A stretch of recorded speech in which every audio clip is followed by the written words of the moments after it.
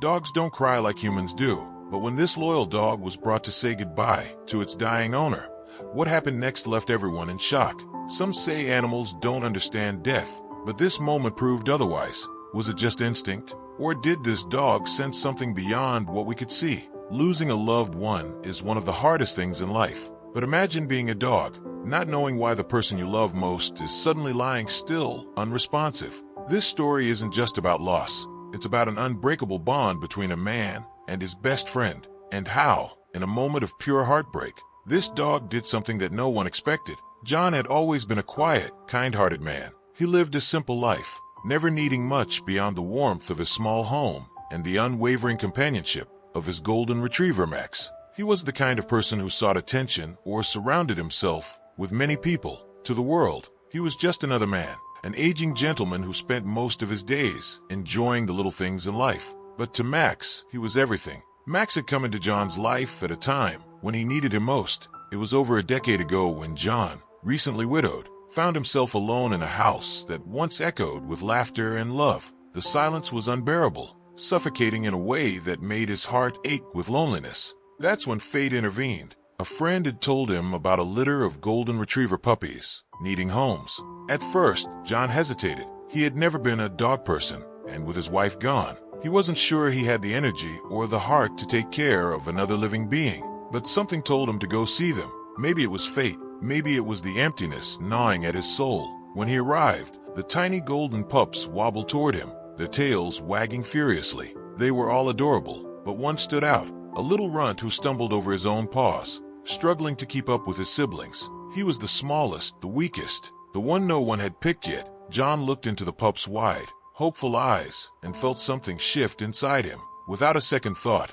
he reached down, scooped up the tiny bundle of fur, and whispered, "I got you." From that moment on, they were inseparable. Max grew up knowing nothing but love. John wasn't just his owner, he was his world. Every morning, without fail, they would take their usual walk. Same route, same park, same old wooden bench near the pond where John liked to sit and sip his coffee. Max would rest his head on John's lap, watching the ducks glide across the water, feeling the steady rise and fall of his best friend's breathing. It was their little ritual, something they both cherished. John talked to Max as if he could understand every word, and maybe he did. Dogs had a way of listening, of knowing when their humans needed them, even when no words were spoken. Years passed, but nothing changed until it did. At first, it was small things. John's steps weren't as quick.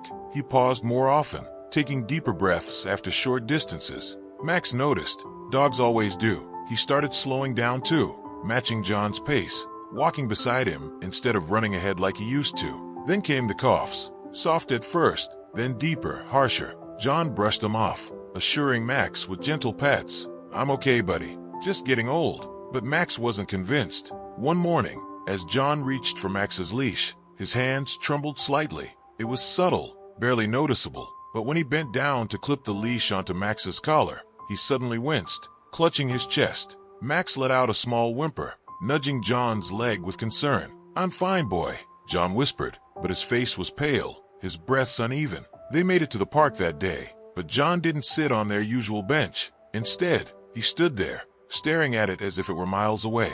For the first time in years, they cut their walk short. The next day, John barely made it past the front yard before stopping, leaning against the fence, his breath coming in short gasps. Max circled him anxiously, whining, his golden tail low. "I just need a minute," John murmured, but deep down he knew. The walk stopped altogether after that. Max still waited by the door every morning, ears perked up, tail wagging slightly, hopeful. But John didn't reach for the leash. He didn't get up. He just sat in his chair, staring at the window, his face unreadable. Then came the day Max would never forget. John had been coughing all night, deep, painful coughs that rattled his frail frame. Max stayed by his side, pressing his warm body against him, as if trying to take the pain away. By morning, John's breathing had become shallow, his skin clammy. He tried to stand, but his legs wouldn't hold him. He collapsed onto the floor with a heavy thud. Max barked, loud, desperate, frantic. He nudged John's arm, licked his face, pawed at him, but John didn't move. The door burst open. John's daughter, Lisa, rushed in, her face pale with fear. She had been calling him all morning, but he hadn't answered. Now she understood why. She knelt beside him, shaking his shoulder. "Dad, Dad, can you hear me? A faint groan escaped John's lips, but his eyes remained closed. Lisa grabbed her phone, her fingers shaking as she dialed 911. Max stood frozen, watching as the paramedics arrived, lifting John onto a stretcher. The house was suddenly filled with unfamiliar voices, beeping monitors, the rustling of medical equipment. Max tried to follow, but the front door shut in his face. And just like that, John was gone. The house felt empty without John's presence. Max didn't understand what had happened. All he knew was that his best friend had walked out the door and hadn't come back. He waited by the front door for hours, then days. Every time the wind rattled the windows or a car passed outside, his ears perked up, tail wagging slightly, hopeful. But it was never John. Lisa came every day to feed him, to sit with him, to reassure him. But Max wasn't interested in food. He wasn't interested in anything. He spent his days lying on the floor near John's favorite chair, his head resting on his paws, his golden fur losing its usual shine. At night, he would wander into John's bedroom, sniffing the empty bed, letting out soft whimpers. He didn't sleep much. Then, one afternoon, Lisa received a call. John's condition had worsened. The doctors said he didn't have much time left. Lisa hesitated, and then she made a decision, one she wasn't sure the hospital would allow, but one she knew had to happen. John needed to see Max, and Max needed to say goodbye. Lisa clipped the leash onto Max's collar. He barely reacted at first, still lost in his grief. But as she let him out the door, something changed. His ears perked up, his steps became eager, as if some part of him knew where they were going. The hospital was eerily quiet when they arrived. Nurses and patients turned to watch as Max walked through the halls, his tail slightly raised, his nose twitching at the unfamiliar scents of antiseptic and medicine. When they reached John's room, Max hesitated. He sniffed the air, sensing something different, something final. Lisa gently pushed the door open. There, lying still against the sterile white sheets, was John. His skin was pale, his breathing slow. Machines beeped softly around him, wires snaking around his frail body. Max took a step forward, then another, and then he did something that left everyone in shock. The hospital halls were cold and sterile, filled with the quiet hum of machines and muffled voices of doctors discussing patients' conditions. Yet, in that moment, as Max walked through the corridors, everything seemed to slow down. Nurses paused mid-step. Patients in wheelchairs turned their heads. Some of the visitors wiped their eyes as they watched the golden retriever move with a solemn determination. He wasn't just any dog wandering into a hospital. He was on a mission, a journey that no one could fully understand except him. Max wasn't wagging his tail like he usually did when he met new people. He wasn't sniffing around with his usual curiosity. Instead, his head was slightly lowered, his eyes filled with something far deeper than confusion. It was grief. Grief before the inevitable had even happened. Lisa walked beside him, her hand gripping his leash loosely, but Max didn't need to be led. His paws pressed against the cold tile floor with careful precision, as if every step brought him closer to something he both longed for and dreaded. When they reached John's door, Max hesitated, not out of fear, not out of uncertainty, but because he already knew. Lisa opened the door slowly, her heart pounding. John lay motionless in his hospital bed, his frail body barely recognizable. The man who once stood tall, who walked every morning with Max by his side, who laughed and told stories to his dog as if Max understood every word, was now silent. The only sounds in the room were the steady beeping of the heart monitor and the occasional soft murmurs of the family gathered around him. His breathing was slow, shallow. The doctors had warned them that John didn't have much time left. Max took a deep breath, his nose twitching as he processed the scent of antiseptic, metal, and medicine. But underneath all of that, he caught something else, the faint, familiar scent of John. His best friend was still here, but for how long? Max stepped forward, his nails clicking softly against the floor. The family moved aside, giving him space, watching with held breaths. Max didn't hesitate this time. With one swift movement, he climbed onto the hospital bed. His weight barely disturbed John's fragile frame. And then, something incredible happened. Max didn't nudge John's hand or lick his face like dogs often do. He didn't bark or whine for attention. Instead, he did something that none of them expected. He let out a deep, sorrowful whimper, a sound so raw, so filled with emotion, that it sent chills down everyone's spine. And then, as if feeling the weight of the moment, Max lowered his head onto John's chest. His ears twitched slightly, listening for the heartbeat that had always been steady, always strong. But now it was weak, so very weak. Lisa wiped her eyes, unable to hold back the tears. She had heard stories about dogs grieving, about them sensing when their owners were about to leave this world, but nothing could have prepared her for what happened next. A single tear rolled down Max's face. It wasn't just a trick of the light. It wasn't a coincidence. Max was crying. Gasps echoed through the room. Even the nurse standing near the door brought a hand to her mouth, her eyes wide with disbelief. Dogs didn't cry like humans did. At least, that's what most people believed. But in that moment, there was no denying it. Max wasn't just sad. He was mourning. John's eldest son, Mark, who had always prided himself on being the strong one, turned away, running a hand through his hair as he fought back emotion. His younger sister clung to their mother, who was sobbing quietly. The doctor who had been monitoring John's vitals stood frozen in place, staring at the dog with something that almost resembled reverence. Max's terror wasn't just an accident. It was an undeniable expression of love, grief, and understanding, one that transcended the barriers between humans and animals. John's fingers twitched slightly. Lisa's breath caught in her throat. "Dad," she whispered, stepping closer. For a moment, she thought she had imagined it. But then, it happened again, a faint movement, a slight tremor in his frail fingers. And then, his eyes fluttered open. John's gaze was unfocused at first. He was weak, too weak to lift his head or even speak properly. But his eyes moved, scanning the room slowly, as if trying to understand where he was. Then, they landed on Max. For a brief second, something changed. Recognition flickered in those tired eyes. His lips parted, but no words came out, just a shaky exhale. A breath that sounded both relieved and heartbroken at the same time. Max let out another small whimper, nuzzling John's chest gently, as if urging him to stay, to hold on a little longer.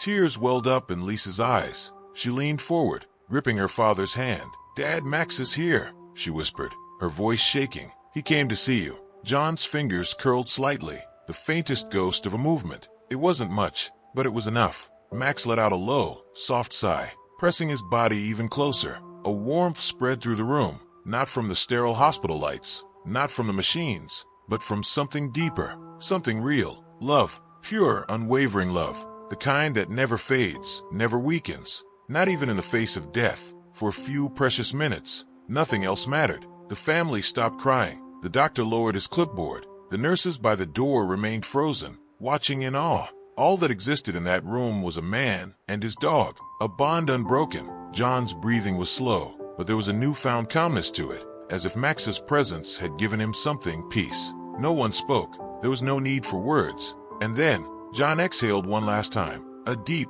final breath, and he was gone. The heart monitor let out a long, steady beep. The air felt heavy, filled with sorrow, yet wrapped in an undeniable sense of closure. Lisa broke down, her sobs muffled by her mother's embrace. Mark gritted his teeth, his shoulders trembling. Even the doctor, a man who had seen death many times, looked away, blinking back emotion. But Max didn't move. He stayed exactly where he was, his head still resting against John's chest, his body perfectly still. A long silence filled the room. Then finally, Max let out a slow, heavy sigh, the kind of sigh that said everything words couldn't. And at that moment, everyone knew. Max understood. He knew his best friend was gone, but he also knew he had been there when it mattered most. He had stayed by John's side until the very end, and that was all that mattered. The moment was so still, so fragile, that no one dared to breathe.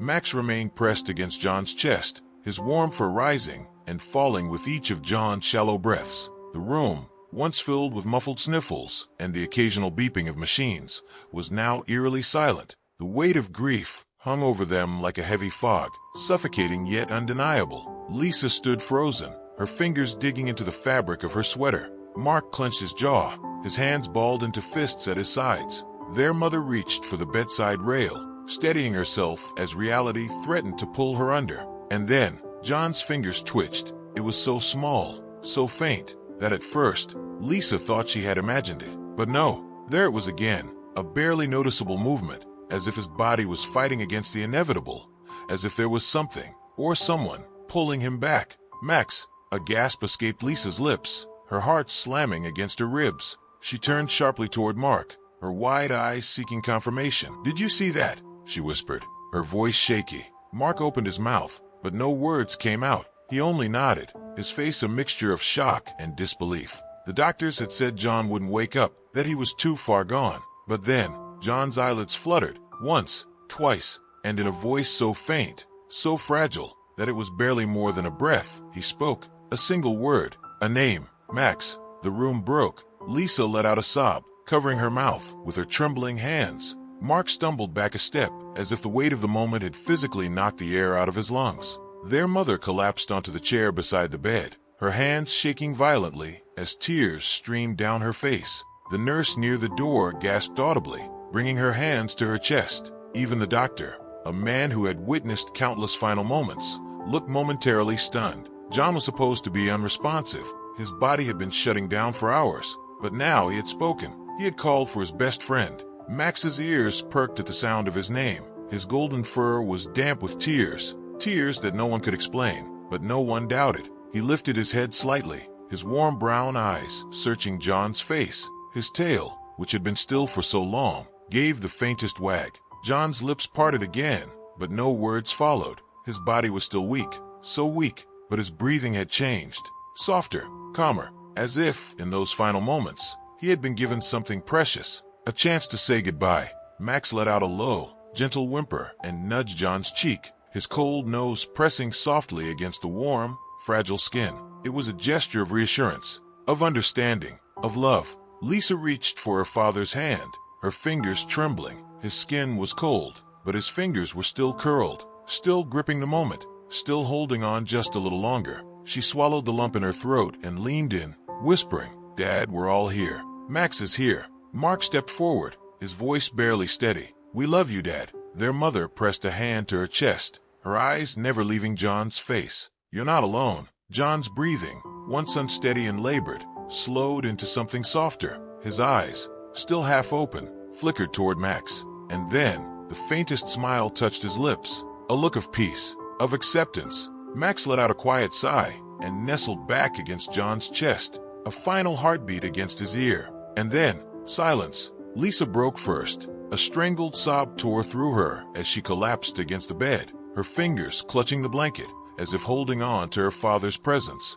Mark turned away, his shoulders shaking as he brought a hand to his face. Their mother leaned forward, resting her forehead against John's motionless hand, whispering words only she and he could understand. The heart monitor let out a steady, final beat before the nurse reached forward and switched it off. A quiet acknowledgement, a closing chapter. But Max didn't move. He stayed exactly where he was, his head resting against John's chest, his warm body curled protectively against his best friend. He didn't need to be told what had happened. He already knew, and yet he didn't leave. Not yet, because love like this, love that defied words, time, and even death, didn't just disappear. It lingered, in the quiet, in the stillness, in the space between one heartbeat and the next. The doctor cleared his throat, stepping forward cautiously.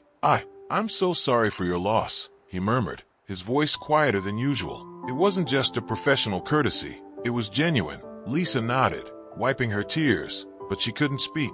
The doctor hesitated, glancing at Max, who remained frozen in place. We should give you all a moment." The nurses moved to step out, but one of them lingered near the doorway. She was crying. Lisa finally found her voice, though it was raw and broken. He heard us. He heard Max. The doctor exhaled slowly, shaking his head. "It's rare, but sometimes, when the bond is strong enough, people hold on, just long enough to say goodbye." Her breath hitched. She turned back to Max, who still hadn't moved. His body was still, his eyes closed. Lisa crouched beside him, running a gentle hand over his golden fur. "Max," she whispered. "It's okay, buddy. He's at peace now." Max's ears twitched slightly, as if processing her words. And then, finally, slowly, he moved. With a deep, tired sigh, he lifted his head. He pressed his nose against John's hand one last time, as if imprinting his scent, his warmth, into his memory. Then, gently, he climbed off the bed. Lisa wrapped her arms around him, burying her face into his fur. Mark knelt beside them, stroking Max's back. Their mother, still holding onto John's hand, managed a tearful smile. Max had done what he came to do. He had given John peace. And now, it was time to go home. The hospital room was quiet, too quiet. Max lay beside John's motionless form, his head resting against the still chest that had once risen and fallen with life. The warmth that had always been there, the steady heartbeat he had known since he was a pup, was gone. But Max didn't move. Not right away. Lisa, Mark, and their mother sat in silence, their tears falling freely, their grief raw and heavy. The hospital staff had long since stepped out, giving them the space they needed. The machines had been turned off, the beeping silenced. But no one had the heart to move just yet, especially not Max. A nurse hesitated at the door, her voice gentle, uncertain. We should prepare the room." Lisa looked up, her face streaked with tears. She glanced at Max, who was still curled against John's side, unmoving. She swallowed hard before shaking her head. "Not yet," she whispered. The nurse nodded and stepped back. She understood, because some bonds, some love, shouldn't be rushed. Some goodbyes needed time. And so the night passed. Hours went by, but Max never left John's side. Lisa eventually dozed off in a chair, her mother holding her hand, while Mark sat on the floor beside Max, his fingers gently running through the golden fur that had comforted them all for so many years. At some point in the early morning, as the first hints of dawn peeked through the hospital window, Max finally moved. It was slow, hesitant. He lifted his head, his eyes dark and full of understanding. He sniffed John's hand one last time. Then, with a deep sigh, he stood up, and in that moment everyone knew. Max understood. John was gone, but he had waited. He had stayed, guarding his best friend through his final moments. And now it was time to go home. John's funeral was held 3 days later. It was small, intimate, just close family, friends, and the people who had truly known him, the people who had loved him, and of course Max. Lisa made sure of that. She brought him along, knowing it was what her father would have wanted. Max sat quietly beside the family, his ears slightly drooped, his tail still. He wasn't the same energetic, happy dog he had once been. But then again, how could he be? When the casket was lowered into the ground, Lisa half expected Max to cry again, to let out that deep, heartbreaking whimper he had in the hospital. But he didn't. He just watched, and in his eyes, there was something deeper than grief. There was understanding, acceptance, and love. A love that didn't fade, even in the face of loss. After the funeral, Lisa took Max home with her. It was an adjustment for both of them. Max had spent over a decade living with John, falling into the same routines, the same patterns. Every morning, he had woken up to John's voice. Every evening, he had curled up at his feet, feeling the comfort of his presence. But now the house was different. Lisa had placed John's old chair in the corner of the living room, right where he always sat. The same blankets, the same cushions. She had even left his slippers there, unable to bring herself to move them just yet. Max, of course, noticed. The first night was the hardest. Lisa had prepared a bed for him in her room, but Max didn't sleep there. Instead, he wandered to John's old chair, sniffing the fabric, circling the spot before finally curling up on the floor beside it, waiting, hoping, listening for a voice that would never come again. Lisa sat on the couch, watching him. Her heart ached for him, for both of them. She wiped at her eyes and whispered, "He's not coming back, buddy." Max didn't move, didn't react, but Lisa knew he had heard her, and deep down, maybe he already knew. The house wasn't the same without John. The air was different, thicker, heavier. There was an absence that couldn't be ignored, a silence that felt too loud. Max adjusted, but it was slow. Every morning, he still went to the door at the usual walk time, his ears perking up, his tail twitching slightly. He still sat by John's chair in the evenings, his head resting on his paws, waiting. And every now and then, Lisa would catch him staring off into the distance, as if listening for something, a voice, a familiar footstep, a presence that was no longer there. It was heartbreaking, but it was also beautiful, because Max hadn't just lost an owner, he had lost a best friend. And just like people, dogs needed time to grieve. So Lisa let him. She didn't force him to play, didn't try to distract him with toys or treats. Instead, she let him process it in his own way. She took him on walks, the same route he had walked with John for years. She sat with him on that old park bench, staring out at the world in silence. And slowly, day by day, Max started to heal. Not forget, never forget, but heal. Because love like that, it doesn't just disappear. Weeks passed, then months. Max would never be the same, but Lisa saw small changes in him. He wagged his tail a little more. He played in the yard again. He started to greet her at the door, his eyes brighter, his spirit a little lighter. But there were still moments, like the quiet nights when he would wander over to John's chair, curling up beside it, or the mornings when he would stop at the door, waiting for a walk that wouldn't happen. Lisa never stopped him, because she understood. She missed him too. But one day, as they sat on the park bench together, just like John and Max had done for years, Max did something unexpected. He rested his head on Lisa's lap. It was small, subtle, but in that moment she knew. Max wasn't just grieving anymore. He was moving forward, not forgetting, never forgetting, but carrying John's love with him in every step, every wag of his tail, every quiet, peaceful moment. Because love like that, true, unconditional love, doesn't end with death. It lingers, it stays, it finds new ways to live on. And as Lisa looked down at Max, stroking his golden fur, she whispered, "He's still with us, isn't he?" Max blinked, letting out a soft sigh. Maybe it was wishful thinking. Maybe it was just a coincidence. But Lisa could have sworn. She saw him smile. John had passed. That was undeniable. But in so many ways, he was still here, in the stories they told, in the love he left behind, and most of all, in Max, because Max had said goodbye. But in his heart, John had never really left, and he never would. If this story touched your heart, make sure to subscribe for more incredible pet stories.